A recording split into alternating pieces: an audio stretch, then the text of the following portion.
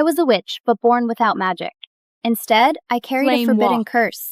Whatever doom I spoke became fate. When I was 5, a dark witch sold me into the underground market. So I learned to shut my mouth and play mute, until the day the Ravenwoods found me and brought me home. Lydia was their adopted daughter. She had already awakened powerful magic. My parents sent me to Blackthorn Academy. They hoped the professors could awaken my magic too.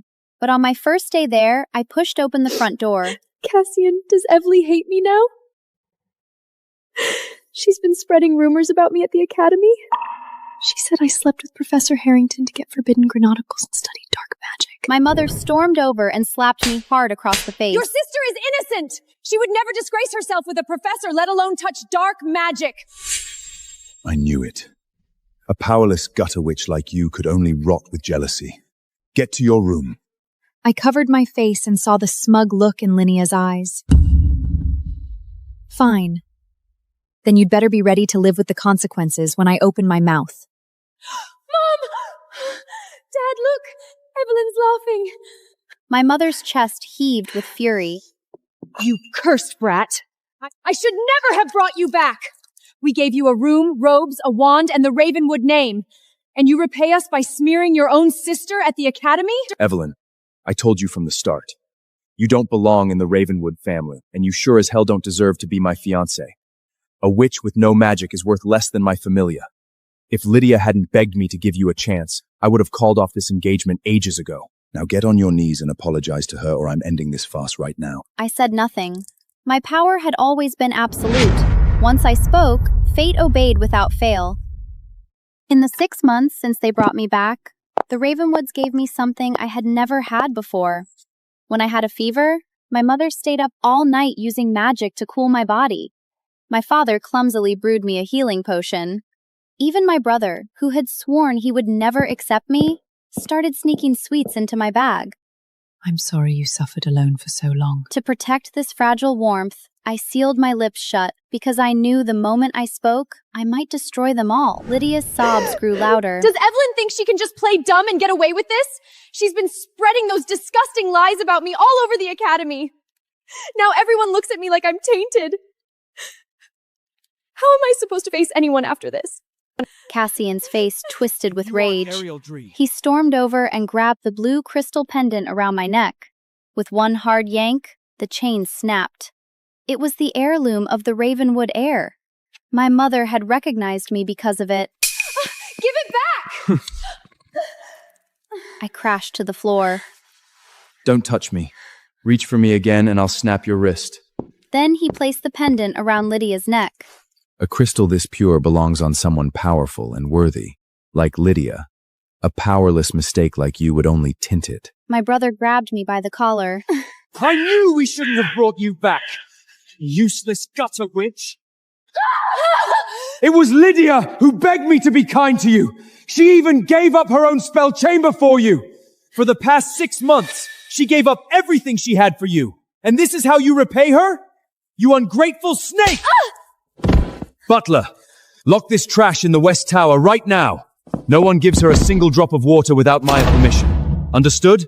I was locked in the West Tower for 7 days. Every night, a maid slid one bowl under the door. Inside were only cold scraps. Every day, Lydia brought Cassian past my door. Her sweet voice slipped through the crack. This enchanted bracelet is too expensive. Why don't you give it to Evelyn? I know you love me, but Evelyn is the real Ravenwood daughter. She is also the one you're engaged to. Her voice broke into a sob. Maybe we should just end this. As long as I can see you happy from afar, that's enough. Stop talking nonsense. That gutter witch isn't even worthy of carrying your shoes. Just looking at her face makes me sick. Why would I give her something this precious? Please don't be angry. Don't worry, Lydia. Even if I marry her, I'll never touch her. You're the only one I'll ever love. I leaned against the door and listened. Be careful. You might wake up with a stiff neck. You'll never see him again. So you can share him or lose him. That's the choice, Cora. Get out. She smoothed down her dress, covering her stomach, then walked out. The war was terribly fierce and bloody. Jack, a warrior of unmatched skill, fought fiercely and cut down many enemies, but was ultimately overwhelmed by sheer numbers.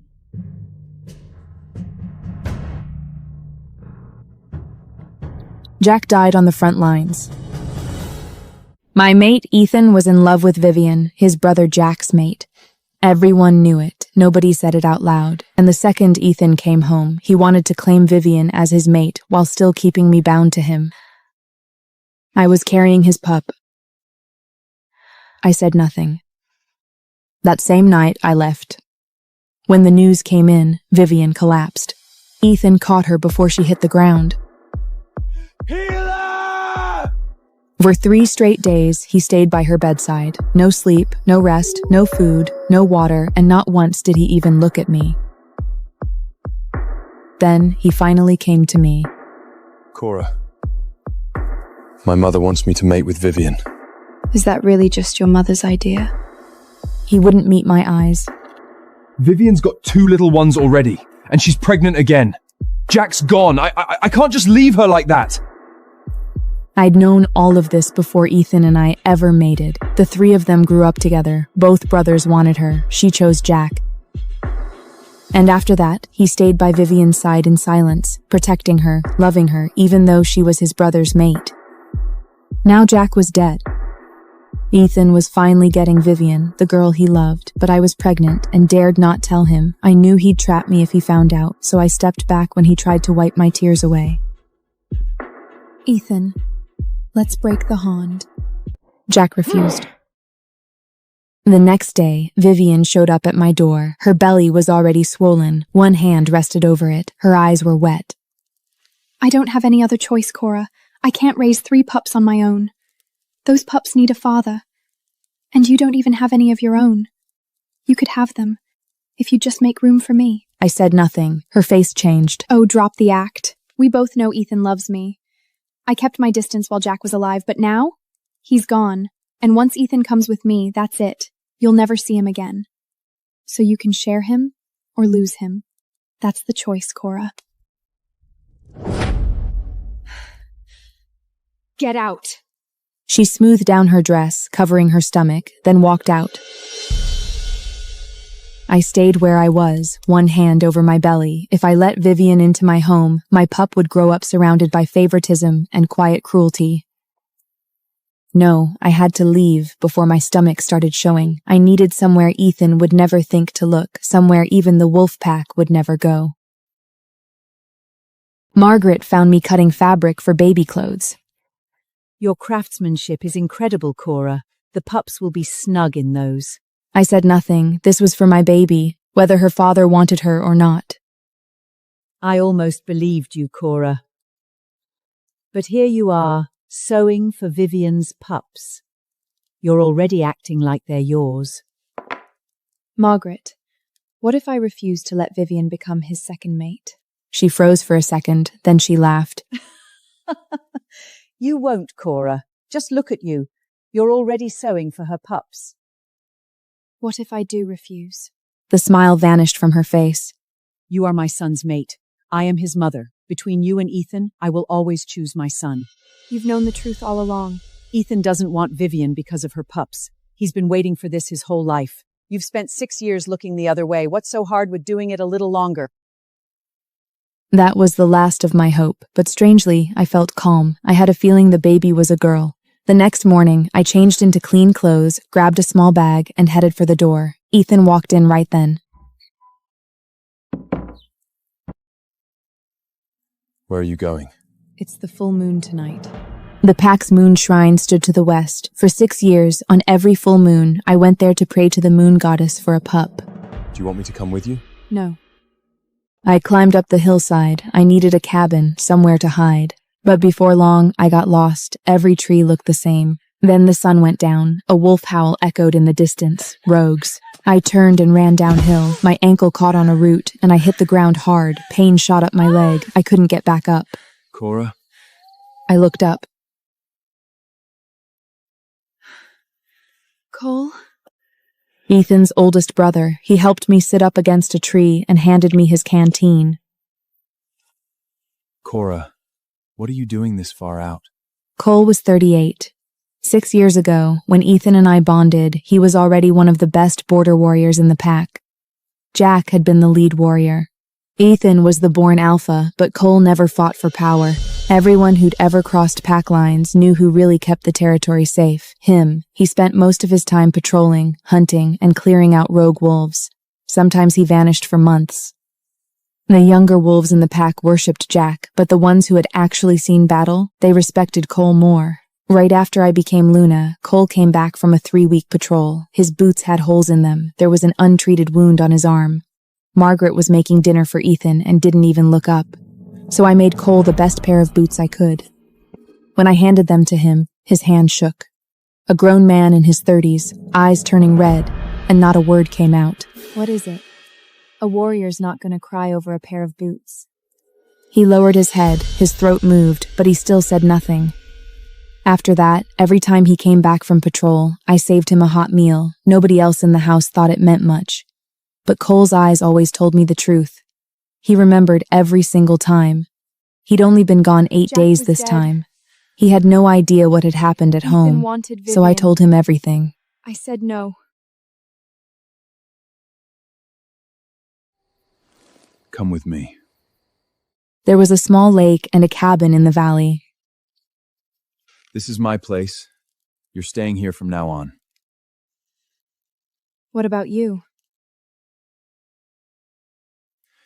I'm staying too, at least until the baby's born.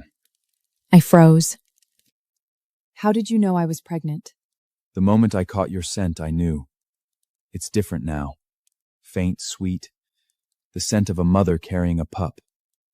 And on the way here, you threw up twice. You kept holding your stomach. I didn't know you could say that many words at once.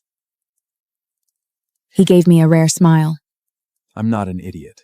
Cole took care of me. The firewood was always chopped. The water buckets were always full. Before he went out hunting, he always made sure I had meat ready. On the first night, he handed me a small stack of gold coins. I bought fabric and thread. I could sew. I could make things and sell them. One day, he came back dragging a whole boar. That's not for selling. I'm making jerky for you. That night, he ate 3 bowls of the stew I made.